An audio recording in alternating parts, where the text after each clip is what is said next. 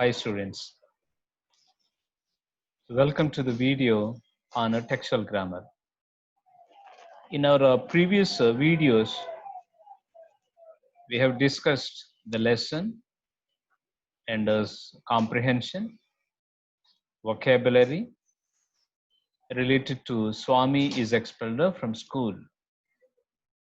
And in this video,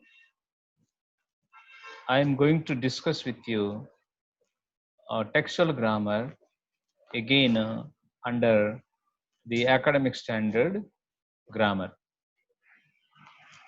In the previous video, I gave you the rules and the rules related to a direct and indirect speech. Now, just let us discuss and confirm whether what you have written here is correct or not.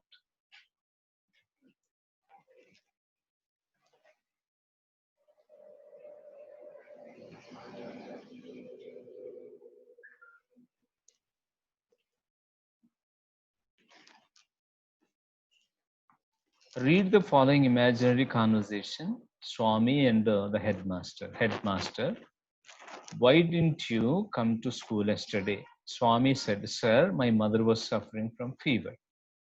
Headmaster, I don't believe your words. You always say something or other to escape from school. Swami said, I'm speaking the truth, sir.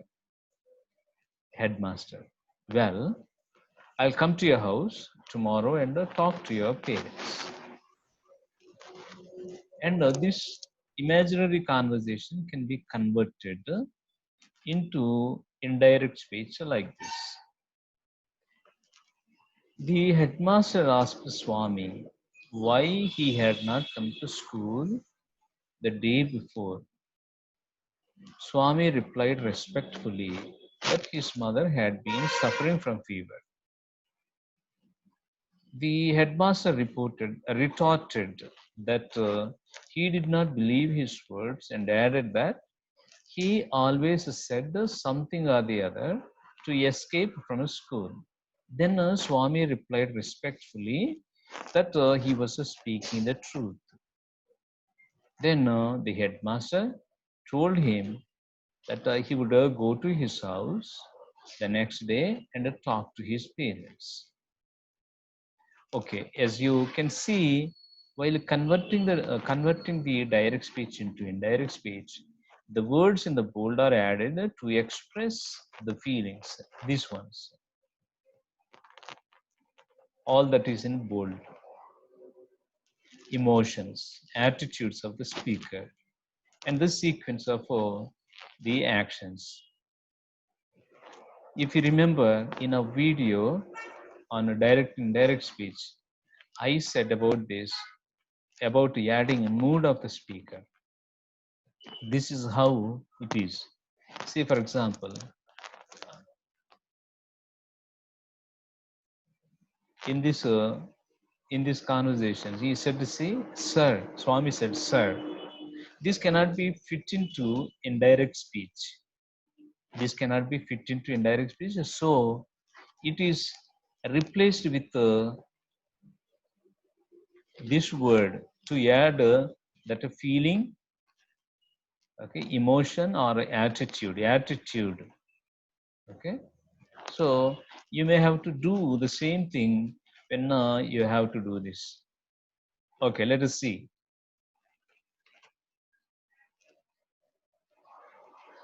As you can see, while converting the direct speech into indirect speech, the words in the bold are added to express the feeling, emotions, attitudes of the speaker, and the sequence of the actions.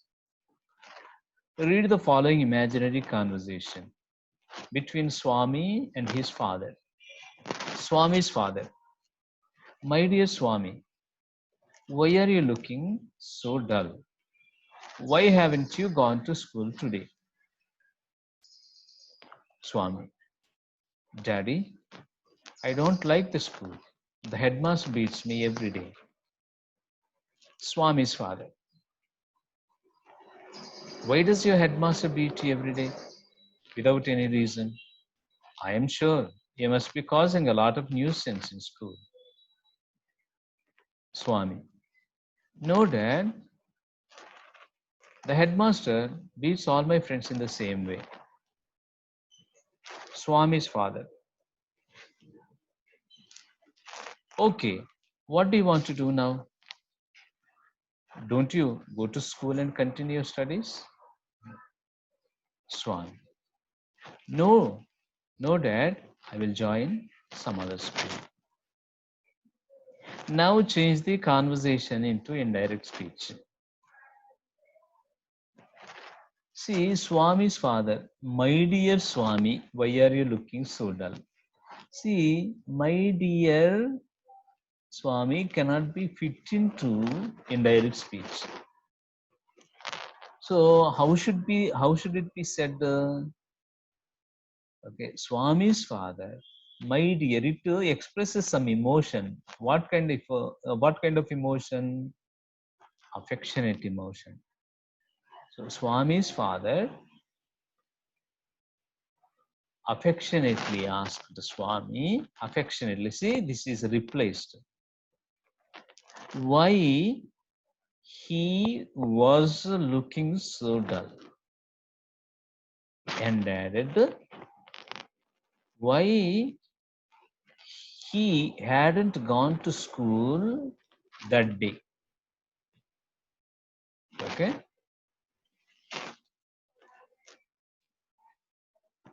Swami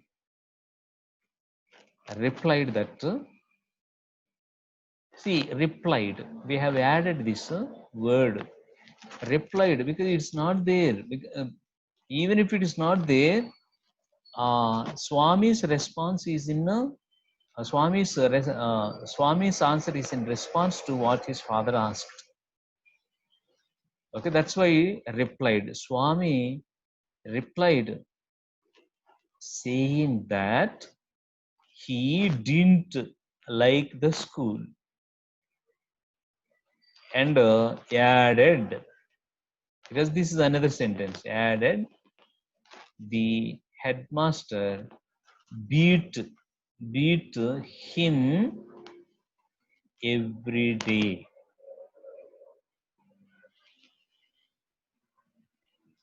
Swami's father suspiciously asked, suspicious, because Swami's father did not believe Swami's words. That's why. Why does your headmaster beat you every day without any reason? So there is a suspicion, some sort of suspicion in our father's response. That's why we have to add. Swami's father suspiciously asked him why his headmaster beat him every day without any reason. And added that he was certain that he must be causing a lot of nuisance in school. Swami denied. See, because he said no, Dad. That's why it is said denied. Because it cannot be fit into indirect speech. So Swami denied, saying that the headmaster beat all his friends in the same way. Swami's father agreed. See, agreed. Where does this agree come from? From this word. Swami's father agreed and asked what he wanted to do then. Time and place expression, do you remember? And he added, if he did not go to school and continue his studies. But Swami said that he would join some other school. So this will be the a rewriting of this conversation into indirect speech. Okay, keep listening, children. If you don't understand, and I will not give you the answers. I will not write it. I will not give you answers in a written form. You have to listen carefully and get it. Okay, that will be the change into indirect speech. Listen again and again and listen. Now, under grammar, this is second point, noun clause. Okay, let's try to understand what is a clause first of all. Clause is a part of a sentence that has its own subject and a predicate. That you must be very clear. Clause is a part of a sentence which has its own subject and predicate. That means it is a complete sentence, but it's a part of sentence. It is a, okay, for a total meaning of the sentence, the totality of the sentence is in another sentence. It's not in itself. There is a clause. It is opposite to phrase. Phrase is a part of a sentence without subject and predicate. It is a group of words that has some meaning but not complete meaning. But a clause has complete meaning. Okay, what is a noun clause? A clause that functions as a noun. Okay, noun clause means a part of sentence that clause functions as a noun. That is a noun clause. Look at the sentence taken from the story. One student said that he had an attack of headache.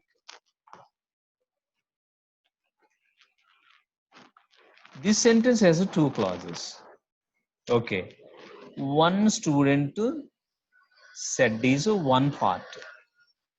There is a principal clause and a subordinate clause is that he had an attack of headache.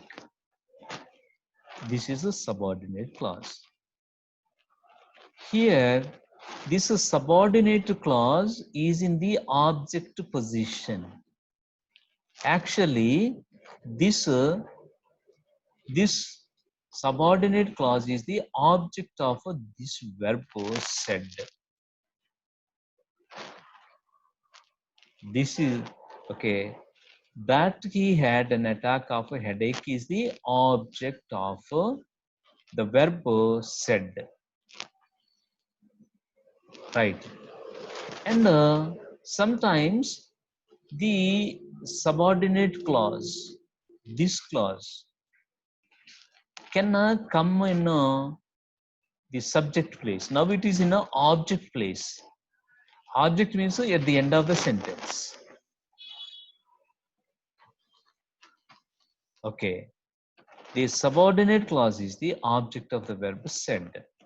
It is a noun clause. The noun clause can also appear in the subject position, as can be seen in the following sentence. The following sentence is this: what you say is not clear to me. If we replace the underlined part with the it in the above sentence, the sentence structure will be complete. So, okay, let us try to see. Okay, see underlined part, not, okay, this one, this is underlined part. Something happened. Let me see.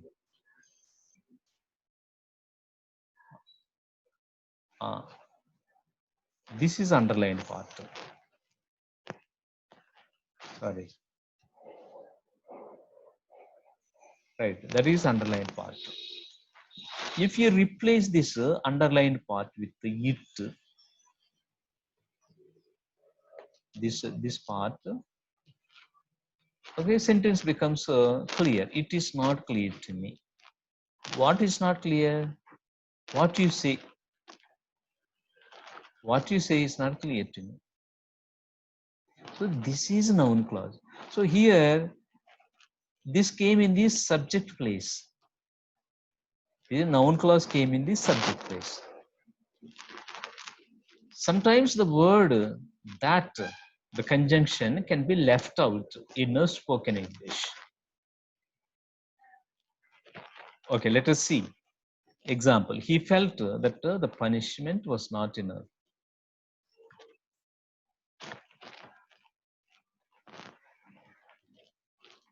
He felt the punishment was not enough also can be said like that. Now read the following passage carefully and identify the noun clauses. Okay, remember children, this is very important from an examination point of view. You will be asked to write the noun clauses in a transformation of sentences. That's why it is important that you understand.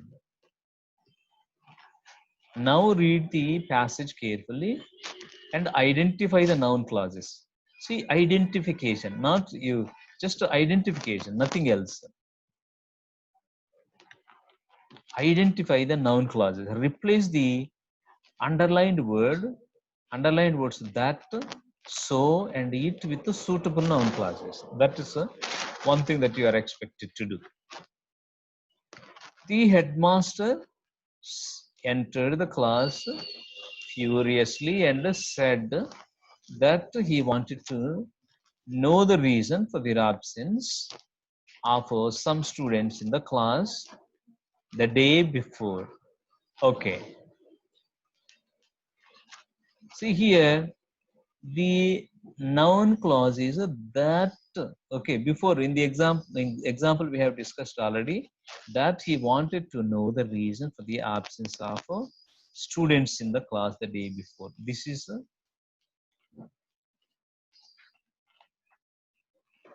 is the noun clause. Okay, highlighting. I am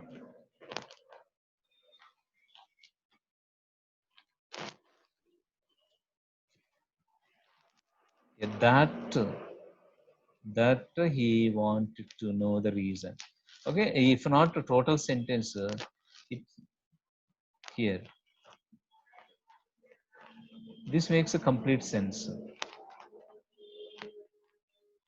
Okay, I'm not able to highlight this. Okay,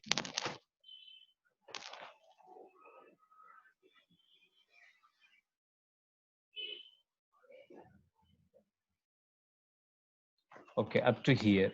This can be noun clause. Right. One student said,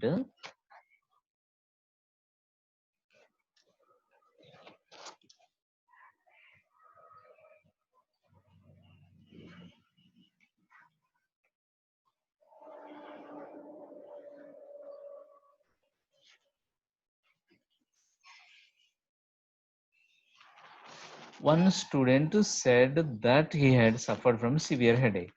Here, see, said is verb. The object of that verb is this one, that he had suffered from a headache is a noun clause. Okay. The headmaster said, I don't believe that. Okay, now this that must be replaced as per the instruction. Okay, the headmaster said that. Okay, in other words, you have to change it to indirect speech. The headmaster said that he didn't believe that. Okay, the second said here that somebody stopped him from coming to school is the noun clause. The headmaster said, I don't think so. This also has to be replaced.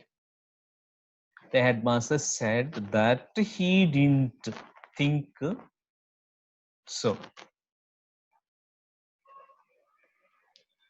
The third said, okay, in the in this sentence, the noun clause is that he suffered from a headache. Suffered from a headache is the noun clause.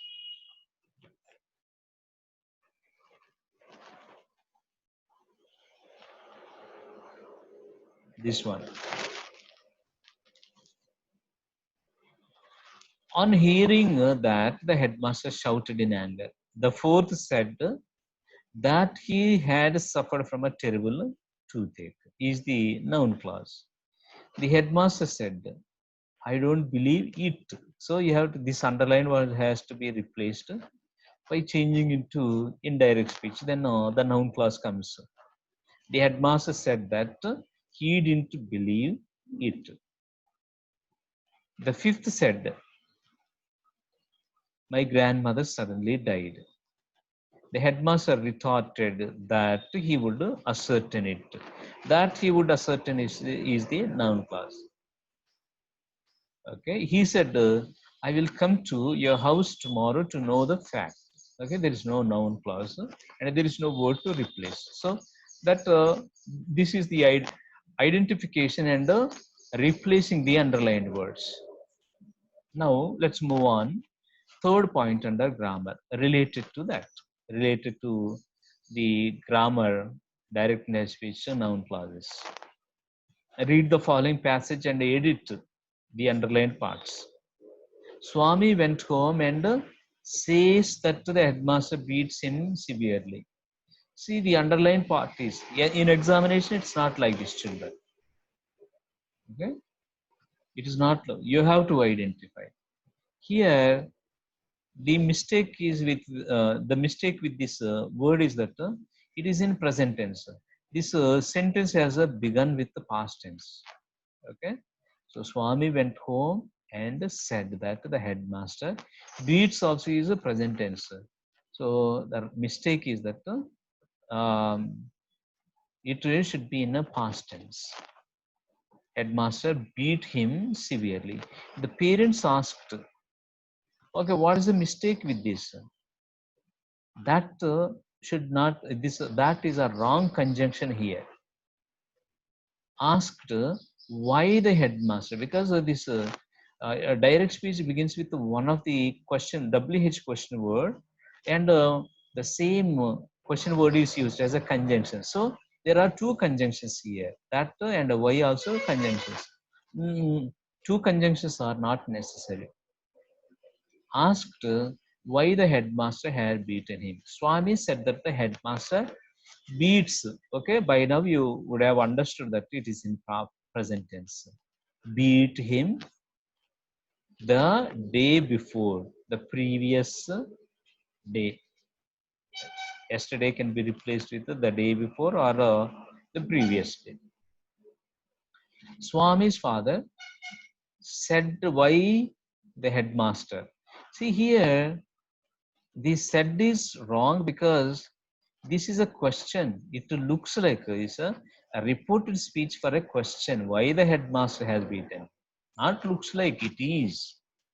So it is a indirect speech of a WH question. So this introductory verb is wrong. So asked. Swami's father asked why the headmaster. Has is a present tense helping verb. Present perfect tense helping verb. It is wrong. So it should be okay. That the present perfect tense is not used in indirect speech. Okay. Why the headmaster had beaten him without any cause. Swami replied to his father. Replied his father. No, to is not necessary. Replied his father that the headmaster beat him every day. Swami's mother told Swami to attend the class regularly. There is Swami's mother asked Swami. Okay, no, sorry. This is wrong. Okay. So that is the end of discussion on editing. And next academic standard. writing. What do you think Swami might have thought after he had left his school? Write down his reflections in the form of a diary. That means a diary entry. Diary is a minor discourse, children. This is for 5 marks. Okay. Just diary must be written with a correct format. It has a format and a structure. It should be written as per the structure. Otherwise, it becomes wrong. See here somewhere in the middle, you have to write the name of the discourse, diary, at the center of the page. Next, either on a left side or right side. Okay, left side, your left side. See, date. See, for example, Thursday.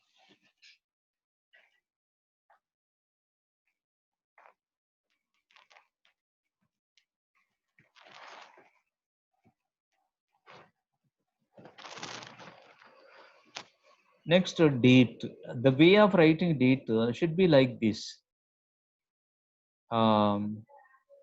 Okay. Today is 17th. 17th of July 2020. Okay. Or you can write this way also. July. This is a American way of writing. July 17th, comma 2020.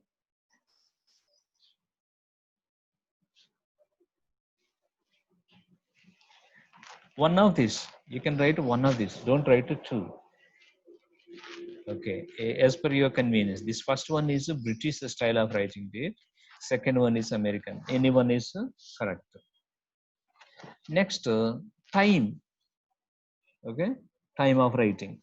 This diary entry is written usually at the end of the day. Maybe 9:30 p.m. or whatever. Okay, there is no restriction. I am simply saying anytime you can write. The diary can be written any time of the day. Okay, see this date, day. You can write the other side also, right side. Any side is allowed.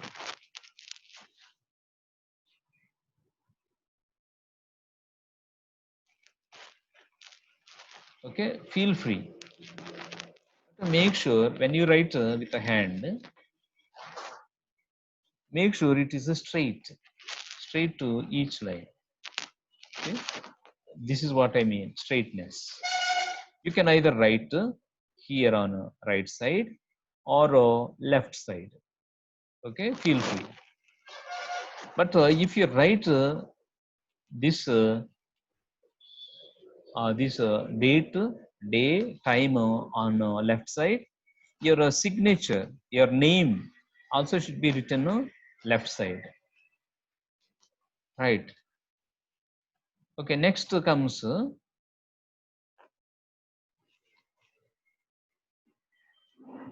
okay, salutation. Salutation must come left side. Dear diary. Dear diary. Comma. And many students okay, mistake it about what they have to write. What they have to write in a diary entry. See here, you are asked to write what Swami might have felt.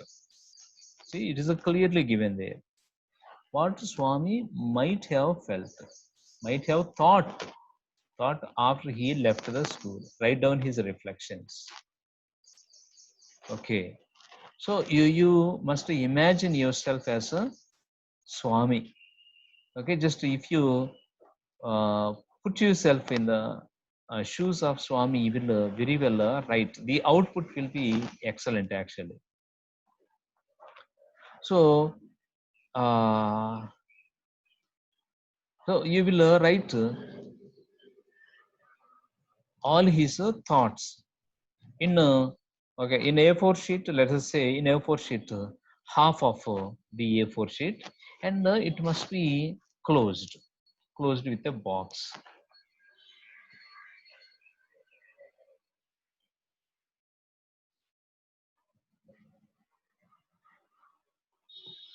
All the minor discourses must be written in a box.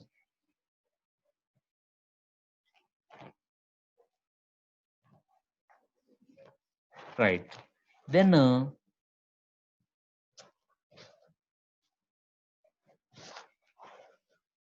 the body comes here. Once you finish the body, you will okay, since the day, date, and time are on the right top corner. Sorry.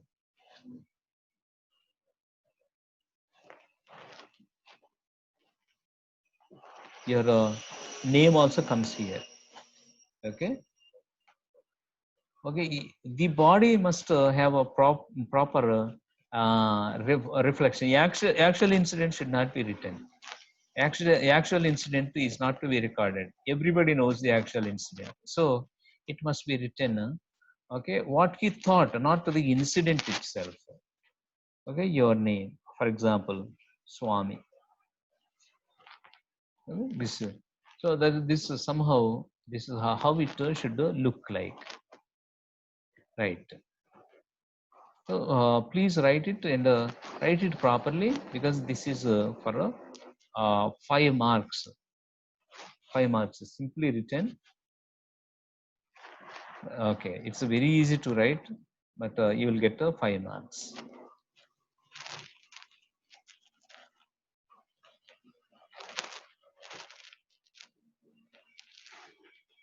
Right, children? That's all for now. And construction of narrative. Next item will be discussed in the next video. Until then, bye bye. I hope you enjoyed as much as I have enjoyed sharing.